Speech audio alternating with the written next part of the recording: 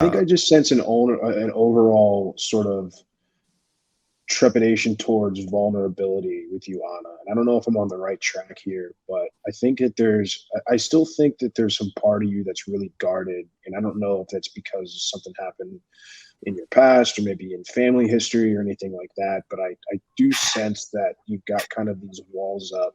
And because when we talk about this relationship, it Absolutely. seems like you're very, very guarded. Am I on the Absolutely. right track at all?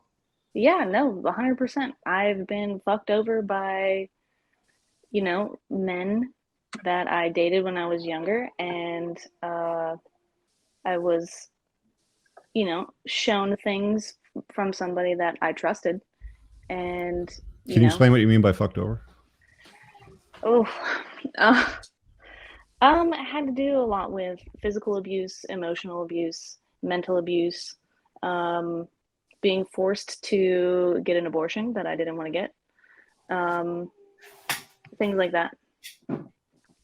And it was by far the worst relationship that I'd ever been in.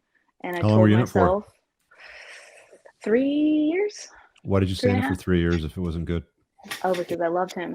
I like that toxic love where you just can't get away from somebody. That's what that was. That okay. Go You ahead, want to say Nicole. something, Nicole?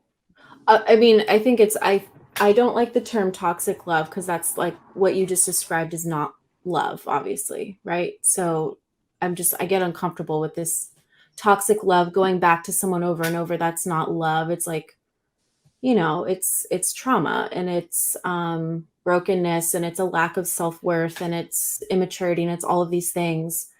And like I know that you said like I just want to love and be loved, and it just like makes me I just wish that like more people understood like really like what is love and what does it feel like and what does it behave like, Well, because it's when not you're forced, it's 19, not you don't forced really know what love abortion. is.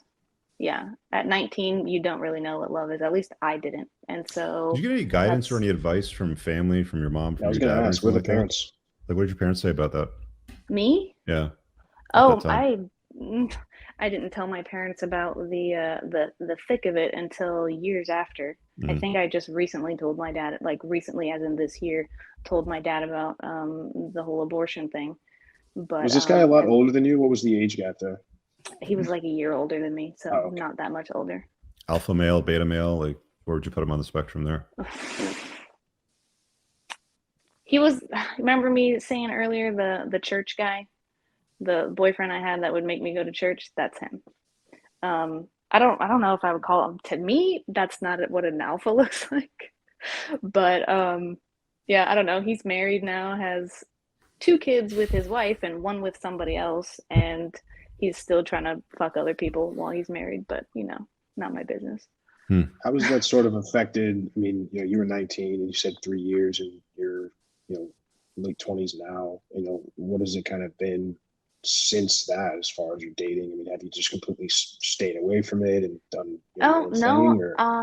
I had a 5 year relationship, and that one there was no abuse. It was just, I don't know, we just couldn't figure it out. It was nothing even You bad. There broke was up no with who? cheating.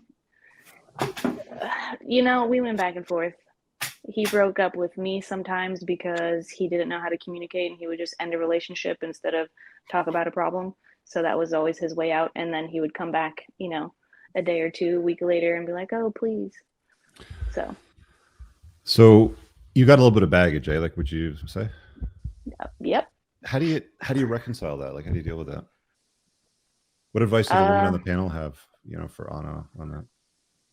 oh, well, I don't know. Well, let me just say how I deal with it is I have thought a lot about it. I've even gone to my own therapy Mm-hmm. to try and, unravel the twine in my brain that is the story.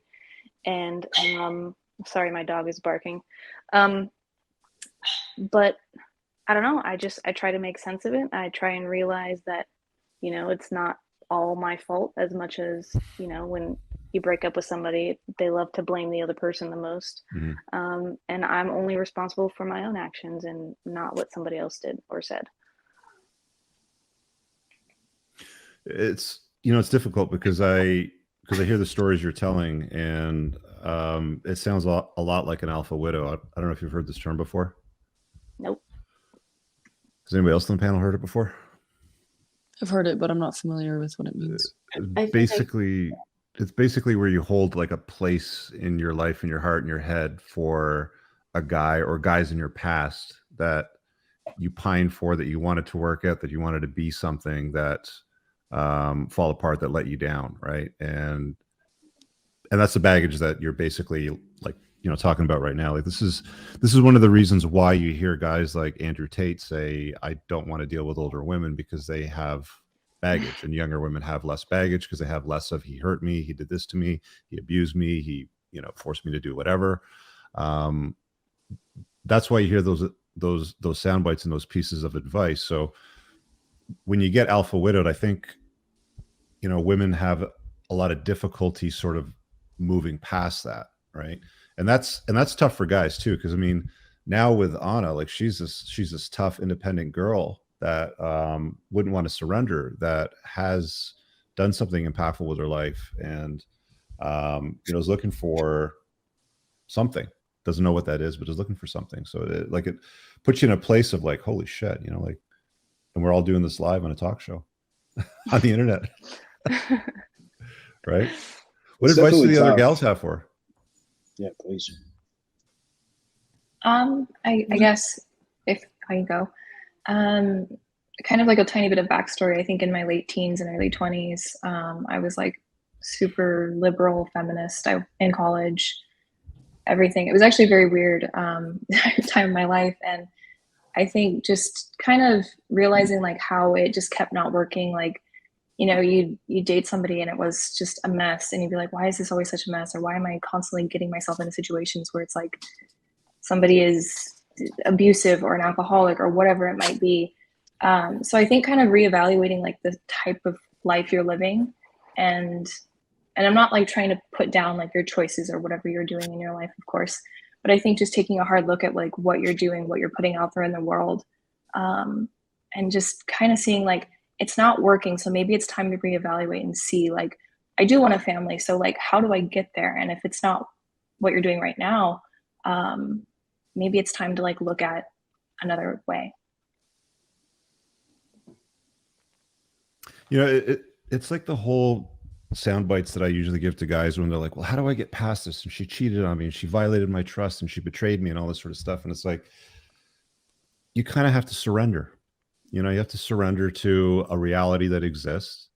You sometimes create a theory in your head, in your mind, that you live in, that's a safe world. Like he was a safe place, or she was a safe place. And, like I invested in this relationship, my ego bought into certain ideas and stories and narratives that I told myself, and he told me, or she told me, or whatever it happens to be.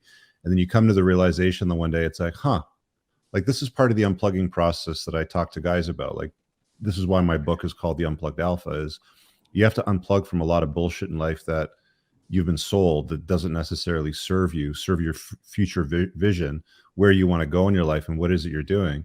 And, resentment and guilt, I've learned at a young age, are the two most negative emotions that you can contend with. One is against somebody else, and one is towards yourself. And what I find humans do is we take these bricks, we'll take these proverbial bricks and a Sharpie, and we'll write stuff on it. He hurt me. He pushed me down the stairs. He financially abused me. He forced me to do this. And you put all these bricks in a big burlap bag, and you put it, and you throw it over your shoulder. You sling it over your shoulder, and you carry it around. But it's an invisible bag of bricks that nobody sees. Only you see it. And you carry this around like it's a badge of honor. And all you have to do is put it down and walk away from it. And it's really, really easy to say that shit, but it's very hard to do. And surrendering is like the first step in all of that, is seeing what it is, what it's all about, how it doesn't serve you, how it's not part of your future life, why it's not going to be part of your future life, and why you need to walk away from it. I really hope you guys enjoyed that clip. If you want to watch the full-length podcast, you can find that over here, that clip's from. If you're newer to the channel, make sure you hit subscribe over here, and pin down below in the top comment, you'll find a bunch of useful links to my website, my supplement line, books, and a bunch of other stuff. Have an amazing day. Peace out.